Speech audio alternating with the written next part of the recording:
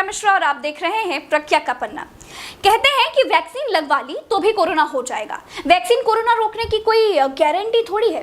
कहा गया कि एक बार कोरोना पॉजिटिव होकर ठीक हो गए हो तो दोबारा बीमार होने पर टेस्ट ना कराना। हम पूछे भैया काहे, तो बोले कि टेस्टिंग लैब पर बहुत दबाव है, दूसरी बार झेल लेना, हमारे पास मत आना। झूठ नहीं कह रहे हैं, हम देश की मेन स्ट्रीम मीडिया नहीं है जो आपसे झूठ बोलेंगे। बहुत खोज कर और सोच समझ कर बोलते हैं और हमेशा सच बोलते हैं। आप बताओ, किसी देश में अगर अस्पतालों में बेड ना हो, दवाई ना हो, ऑक्सीजन ना हो, श्मशान में जगह ना हो, चीख पुकार मची हो, तो उस देश की व्यवस्थाएं कैसी होंगी? वहां के राजा ने अपनी प्रजा के लिए क्या प्रबंध किए होंगे? वहां की सरकारों की प्राथमिकताएं क्या होंगी? जिस देश का मीडिया रोज ये बताए कि पाकिस्तान भूखों मर रहा है, जिस देश का मीडिया ये बताए कि पाकिस्तान के प्रधानमंत्री और उनकी बेगम की पोल कपोल कहानियां ये हैं, ये सुनिए। जिस देश का मीडिया आपको ये बताए कि पाकिस्तान दाने दाने को मोहताज है, कर्ज चुकाने का पैसा तक नहीं है भैया। जिस देश का मीडिया पाकिस्तान के टिकटॉक वीडियोस पर आधे आधे घंटे के शो प्लान कर डाले, अपने देश के बारे में, अपने देश की नाकाम सरकारों के बारे में जो लोगों को ना बताए, उसे छिपाए, उस देश की मीडिया को क्या कहेंगे? कोई बिका हुआ कहता है, कोई दलाल कहता है। कई बार तो मुझे भी ट्रोल होना पड़ा, बहुत बुरा लगता है। लेकिन जब देश की मीडिया ने बबूल का पेड़ उगाया तो फिर फूल कहाँ से होगा? जब मंदिर मस्जिद ही मांगे तो अस्पताल कहाँ से उग जाएंगे? कभी हिंदुस्तान की सरकार से अस्पताल का, स्कूल का, दवाई का, पढ़ाई का, शिक्षा का सवाल किया होता तो आज जलते श्मशान नहीं दिखाने पड़ते, न्यूज चैनलों को अपने ही कर्मचारियों की मौतों पर आंसू नहीं बहाने पड़ते। दोस्तों, मैं अपनी ही बात करती हूँ।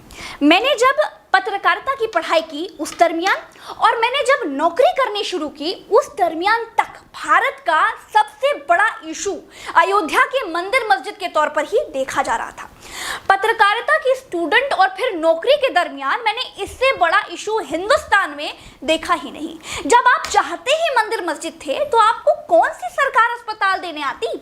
मेरे प्यारे भारत के लोगों, अपनों को खो चुके मेरे भाइयों, मेरी बहनों, मुझसे नफरत करने वाले मेरे दुश्मनों, मुझसे मोहब्बत करने वाले मेरे भाइयों, मांगना पड़ता है, मांगोगे तभी मिलेगा।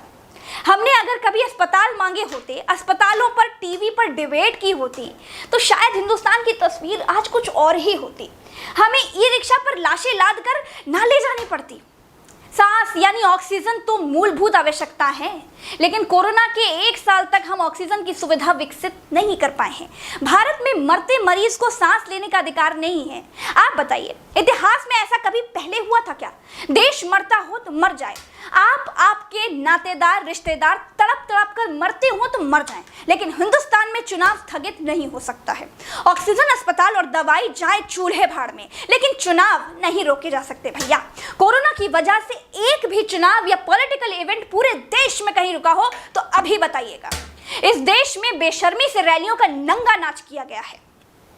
हिंदुस्तान के उत्तर प्रदेश की इलाहाबाद हाई कोर्ट तक ने सरकार से कह दिया कि कोरोना से लोगों की मौतें नहीं हो रही हैं, ये नरसंहार है। आप नरसंहार का मतलब जानते हैं? नहीं जानते तो बताते हैं। नरसंहार का मतलब है एक साथ लोगों को इकट्ठा करके जानबूझ करके उनकी हत्या करना। सोचिए, हाई कोर्ट को कहना पड़ गया कि ये नरसंहार है, फिर भी किसी को कोई फर्क नहीं पड़ता। सरकारों को कोई फर्क नहीं पड़ता, क्योंकि उनको मालूम है कि हिंदुस्तान की जनता हिंदू मुसलमान में बटी हुई है। हिंदुस्तान की जनता नेताओं की फैन है और फैन कभी अपने हीरो से सवाल नहीं कर सकता। हिंदुस्तान की जनता से सवाल करने का हक ही छीन लिया गया है। चलिए, सवाल करने के लिए मैं ही बदनाम हूं, तो फिर हिटलर शाही की एक कहानी और बता देती हूं। उत्तर प्रदेश की बीजेपी सरकार का मामला है। उत्तर प्रदेश वही जगह है जहां मेरा घर है।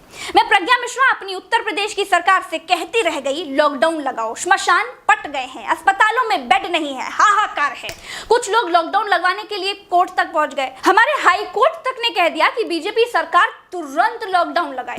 यूपी की बीजेपी सरकार ने कहा कि माई बाप, लॉकडाउन लगा दिया तो गरीब आदमी भूखों मर जाएगा, डोंट वरी, हमारी सरकार सब संभाल लेगी, एवरीथिंग चंगा सी।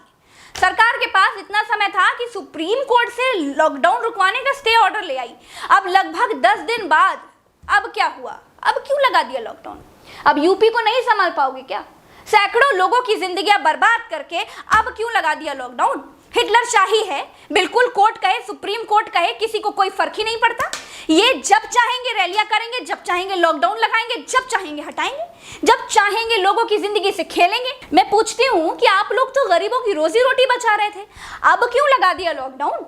या फिर बुद्धिहीन लोगों के सहारे सरकार चल रही है? मुझे पूछने का अधिकार है, मुझे पूछने का हक है और मैं पूछूंगी।